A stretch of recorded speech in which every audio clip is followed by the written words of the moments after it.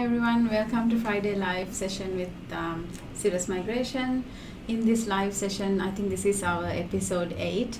I've been trying to give you information about skilled migration to Australia, whether you are in Australia or offshore. So in the first one, if you haven't watched the series and if you're interested in skilled migration, I highly recommend you to go and watch the series. I think it's available on YouTube as well as on our Facebook. So the first episode, we tried to cover what is skilled migration, which visa subclasses are available, which is subclass 189, 190 and 491. And we went through the different aspects of each subclass, the benefits and drawbacks of each subclass. Then we went and talked about EOI and the point system, how you can score points and what to do with the points, where do you go ahead and lodge your expression of interest. And then again we talked about skills assessments. That's another important aspect of getting a skilled migration visa to Australia. And then we went ahead and talked about different states. Here we are today. We are going to be talking about Victoria. So before we start, my name is Ashani Yapa. I'm a registered migration agent from Serious Migration. The best way to contact us is via our email, admin@serious.com.au, or you can, I think you can see our details in the screen as well. You can call us 1300 074 787, or you can WhatsApp us if you're offshore and you can't email or call us. Right, so Victoria. Victoria used to be, it is still quite famous with international students, because as soon as you say Australia, a lot of people, they know Melbourne. So that's why most of the international students, they ended up in Victoria, most universities as well, but now it's changing a bit. People are more and more aware of other cities and regional, because Australia is promoting regional Australian states and suburbs as well. So people are more aware and people are moving into other states as well. But Victoria, one of the biggest migration intakes, many occupations available. Actually, they are quite simple. They've made it quite simple as well for applicants to apply. That makes the state very attractive. And we have had many grants of invitations as well. So people's perspective before is it's almost impossible to get an invitation from Victoria. So a lot of people moved out from Melbourne as students, and then people's understanding was, if you study in Melbourne, you can't get skilled migration. I think that has changed. They have made it quite simple. Live in Melbourne or Victoria State. One of the reasons is because subclass 189, it's an extremely competitive visa program. So most of the states, because of this, have had to lower their requirements, because a lot of people were getting 189s. So the states were not getting as many applicants or as many candidates as they like. So Victoria is one of the states that they've made it quite simple now to get subclass 190, which is permanent residency, where you get 5 points, or subclass 491, which is regional Victorian visa. It's a provisional visa, which means it's granted for 5 years, and as long as you work for 3 years in any region of Victoria, you are eligible to apply for subclass 191. What can I tell you about Victoria? Is one of the states where they give priority processing for most of the health and education sectors. I'll actually go through with this Victoria's fast track nomination list. I just want to quickly tell people what are the occupations available for this fast track program. I can't go through all the occupation lists. There's many occupations in there, but I will go through some of the famous occupations. So most of the nursing occupations are in there. So registered nurse, aged care, child, community health, critical care, development disability, disability and rehabilitation, medical practice, mental health, perioperative, surgical, pediatrics, and even registered nurse NEC. So if you're one of these applicants, your application will be given priority and quick processing for invitation as well as visa.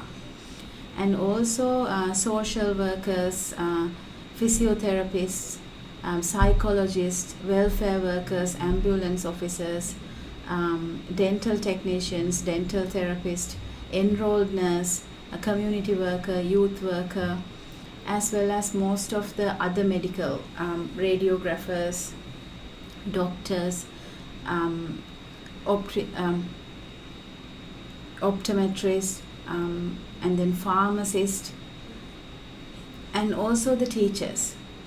Early childhood teacher, middle school teacher, secondary school teacher, special needs teacher, teacher of the hearing impaired, teacher of the sight impaired, and special education teachers.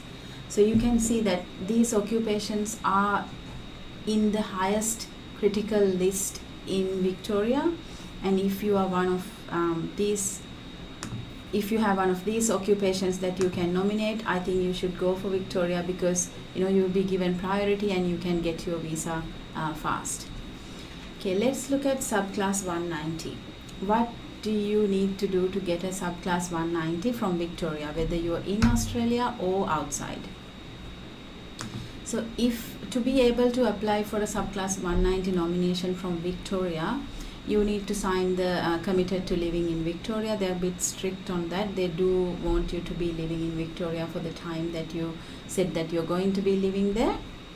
And then Victoria has another extra step into getting a skilled visa. So normally we go and lodge an expression of interest. In Victoria, you have to, apart from doing your EOI, you have to lodge something called ROI, Register of Interest. So in this ROI, you can give lot of information. You can't really attach documents, but you can give information about your qualifications, your points, and what you're currently doing and where you currently are. With this information, Victorian State will go ahead and see whether they want to invite you for Victoria, and then if they are, then they will get back to you. So this is the extra step of getting an invitation from Victoria, and they're pretty good with replying to ROIs. We apply for many clients as well, and they will tell you that even if you don't get invited, they will tell you your ROI is in the system and it is eligible. You didn't get invited this time, but it is in there and you will get invited. Sometimes this is a bit reassuring, because we don't really hear from Skill Select to say that it's in there, you will get an invitation. No, you will not. We just have to, it's a waiting game. But with ROI, it's a bit helpful. Again, for Victoria, you have to be under 45 years of age, and you need to have at least competent English, which is 6 in each band in IELTS or 50 each in PTE. And you need to have a valid skill assessment in an occupation that's on the eligible list of occupation, which is all the lists are eligible right now for Victoria. And again, you need to have at least 65 points. That is the Home Affairs requirement. Okay, how do you apply for Victoria state nomination? As per any other state nomination, like my second week, I talked about EOI. So you need to go through that system and get your EOI lodged. And then you need to go and lodge your ROI as well, Register of Interest. And then you have to wait to hear back from ROI. And then once you hear back from them, then only you go ahead and lodge the nomination application through Live in Melbourne portal. So it's through their website. You have to go and lodge their nomination application. And then once it's approved and you get your final invitation, then you have 60 days to go and lodge your visa application. So that is the simple way to how to get your invitation and visa done through Victoria. And then what you need before you can lodge an EOI. So you need to have a passport, you need to have your English language test, because you need to prove that, and you need to have your skill assessment. And if you mention in your ROI that you're currently working in Victoria, it's a bit strict. You need to provide your employment contract and your last 4 pay slips. and then your superannuation statement showing the last contribution from the employer, and your position description. And if you're claiming points, then you need to make sure that you're getting salary that is according to your occupation, which is fair. So you need this physical evidence at one point before you can get your final invitation. And then once you're nominated, then you will get an email to say that you got the final invitation. You can go ahead and import your application, and then you have 60 days to lodge your application, and you have to make sure the points that you mention, you meet the same amount of points or higher, not less, when you lodge your application. So for example, if you were single by the time you applied and you got married, suddenly you're going to lose that 10 point. So you have to make sure that your partner can give you the extra 10 points. So you have to make sure EOI points always match to the visa. I did talk about the fast track. So for health and teaching occupations, there are many occupations again available for fast track processing. So that's quite simple. That is the how you can get an invitation from Victoria. All right, let's see. For an applicant who's currently living in Australia, if you want subclass 190 from Victoria, you have to be then living in Victoria. And if you're claiming you're currently working in your ROI, so when you lodge your ROI, as I said, you need to give all the information about your current study and current work. Then you need to have supporting documents with your application. So you need to make sure that you give your current contract with the last 4 payslips, and they can even request more payslips or more evidence like reference letters and things like that. So you really need to be working if you're claiming points for this. And if you're living offshore, then you must sign this committing into living in Victoria. And then again, you have to have a valid skill assessment in an occupation that's in the relevant list for Victoria for that category.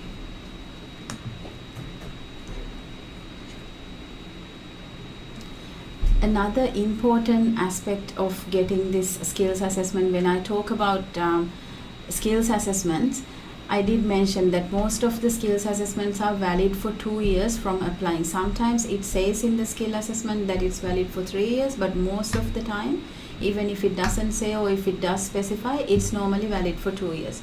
So if you are expecting a Victorian nomination, you have to make sure that you at least have a 3 months validity in your skill assessment by the time you apply. Because with the ROI process and the EOI process, it can take a while for them to get back to us. So it could be 3 months or sometimes more. So, but they tell you if you have less than 3 months validity in your skill assessment, you should lodge with a new skill assessment or an renewed skill assessment. Don't go with a skill assessment that expires in 2 weeks, because then you won't get the invitation if your skill assessment has already expired.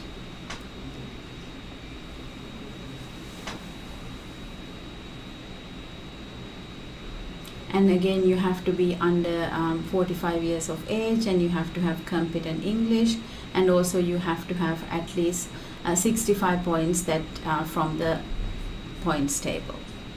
So that is subclass 190. As I said, it is quite simple compared to most of the states. Requirements are extremely straightforward, and you just have to meet the minimum points. There are no suggested points or anything for you to apply. They welcome many applicants to apply. That's why it's that simple. And now when we talk about subclass 491, they have actually made it even easier. Normally with subclass 491, the state expects you to be living in that region and working. Like for example, Queensland, they want you to be working for at least 3 months. Victoria recently removed this requirement, which actually made it quite easy for our applicants. They said even if you're living in Melbourne, you are still eligible to apply for subclass 491. So I'll quickly go through the subclass 491 requirement as well before I go and answer any questions that I can see. There are some questions. Again, I would like to invite you to just type in your question. I'll try to answer them as much as I can in this session. If I can't, then I'll invite you to send us an email and I will get back to you with further details related to your questions. Right, so who can apply for a subclass 491? Subclass 491, you need to be committed to living in regional Victoria, that is for at least 3 years. It doesn't have to be in any specific region, it can be any regional suburb in Victoria. And again, you have to have your ROI selected before you can apply. You have to be under 45 years of age, the usual requirement, competent English. You need to have a skill assessment, and if you're onshore, you need to be living in Victoria at the time of nomination. But then again, as I said, you don't need to be living in regional, so you can be in Melbourne and lodge your 491, but then you have to commit to move to regional once you get your 491 visa granted. You don't need to do that until that happens. And again, you need to have 65 points. And again, there are fast track visa processing and invitation processing for people who are in health and teachers. Many teachers are available again for this category. And then how do I apply for a subclass 491 in Victoria? So first you have to make sure that you fulfill all the requirement.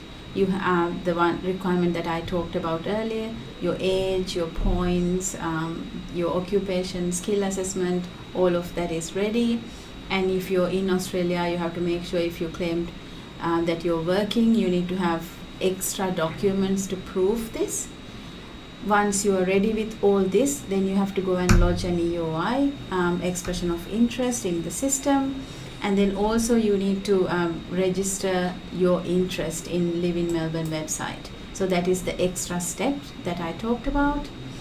And then you need to get invited. So you have to wait to hear from Live in Melbourne to see if you're invited. And if you are, then you have to go and lodge your nomination application, same like subclass 190. And once you get your final invitation, then only you can go ahead and lodge your visa application.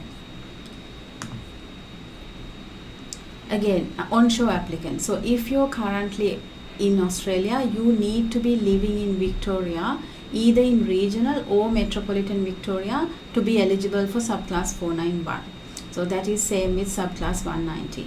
And if you're working in skilled employment or either in regional or metropolitan, you can claim annual earnings in your ROI. That can actually help. So when they see that you're actually in Victoria and you're already contributing by working, this can really help to expedite and get you an invitation. So we always suggest our applicants, if you study something, maybe when you're closer to your studies, try to get a job, because sometimes our international students, when they come here and study, they just find a part-time job and they stick to that.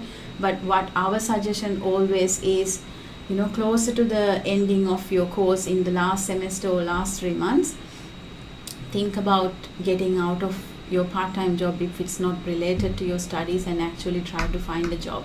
So this is one of the best examples how that can help you, because when you lodge your ROI, you can say that, okay, I'm working in the field, and you can claim points for that as well.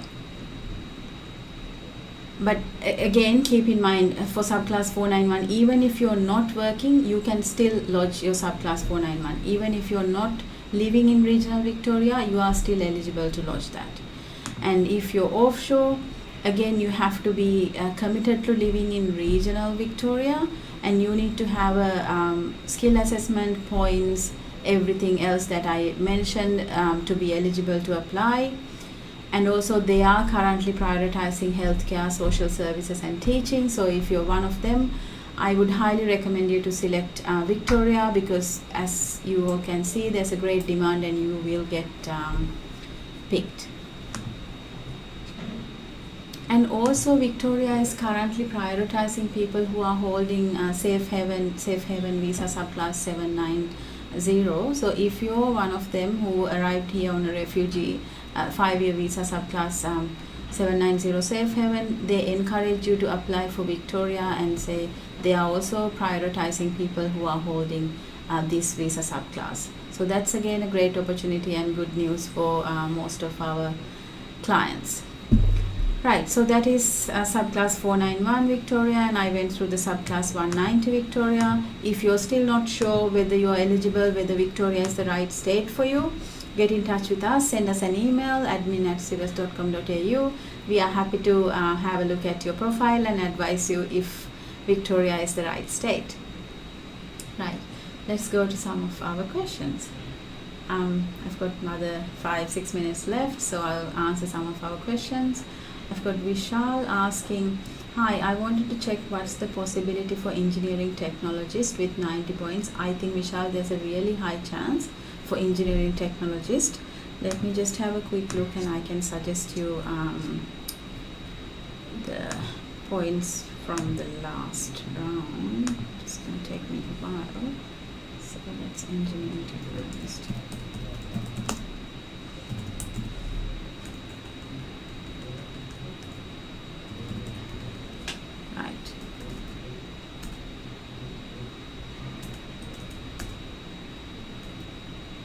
Engineering technologist, yeah, so 85 points. Last invitation round for subclass 190, both onshore and offshore. Engineering technologist got an invitation with 85 points. So you have 90 points, and for next financial year, there are more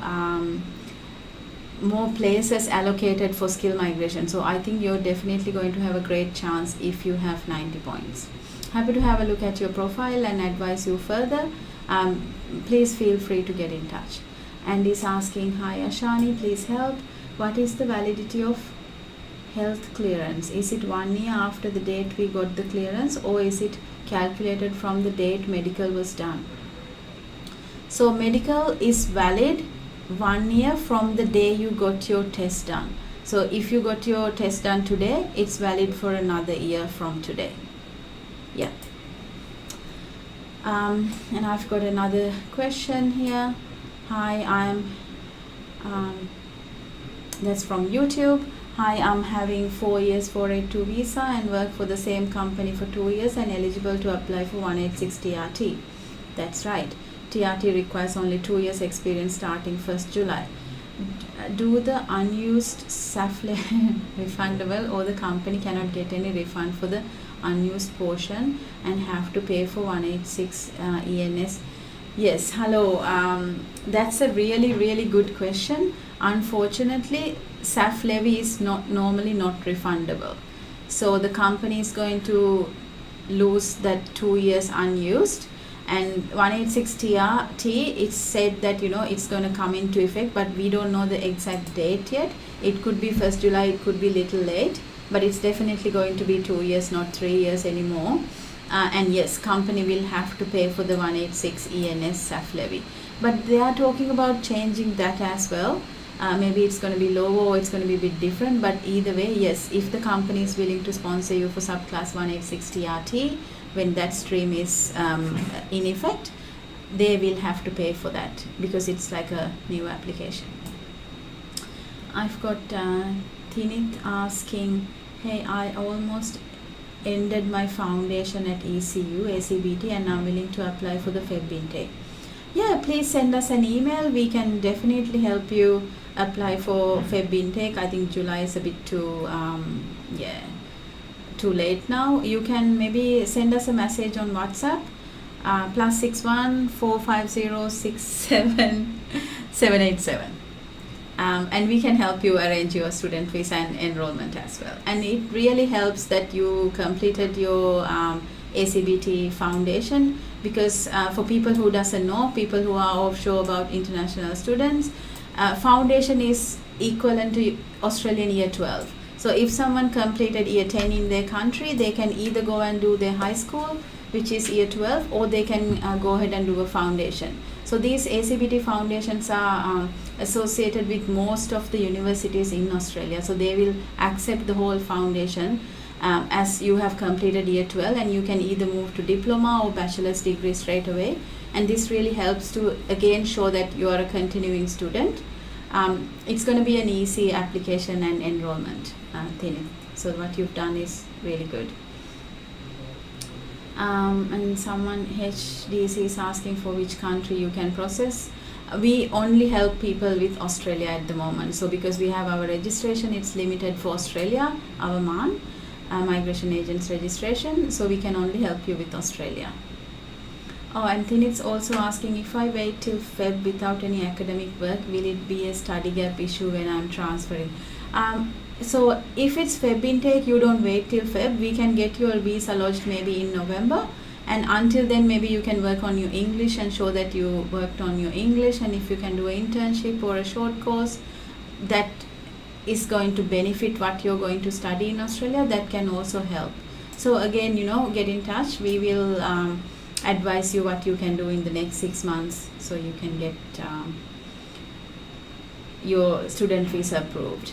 NDM is asking if 44 years it's possible. As you know, the cutoff, I keep repeating, it's 45. It depends when you're going to turn 45, because if you are, then skill migration is not available, but there are other pathways available through Dharma.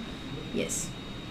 HDC, I think he sent an email earlier. I'm electrical engineer from Ethiopia with 8 years experience. How can I apply?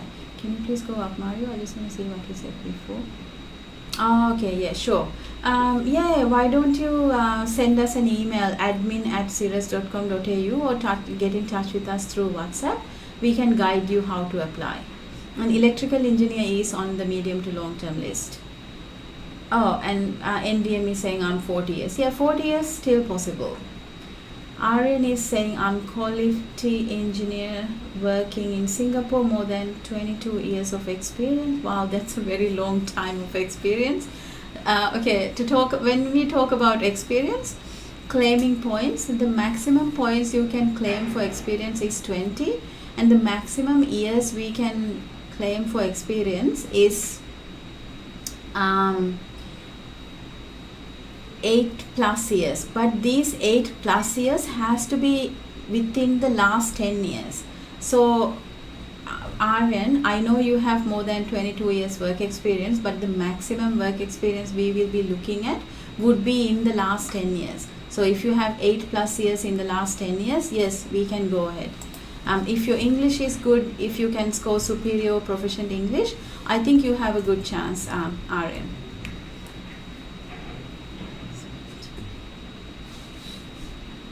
Oh yeah, NDM, I think we already put our WhatsApp in there, and then you can just send us a message through WhatsApp and we will see.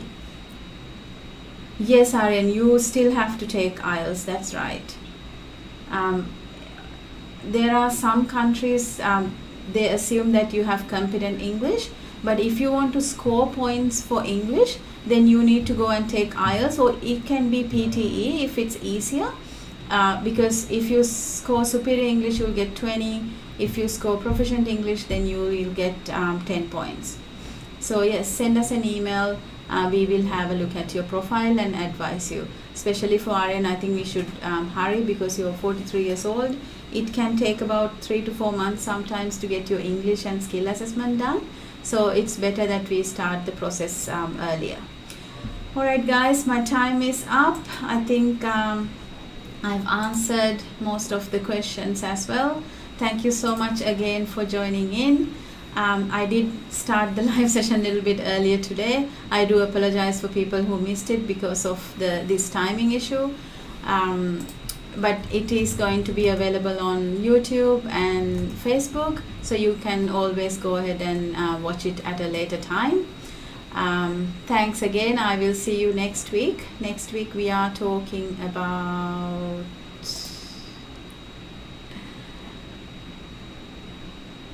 Northern Territory and ACT. Again, great states. Thank you again. Stay safe.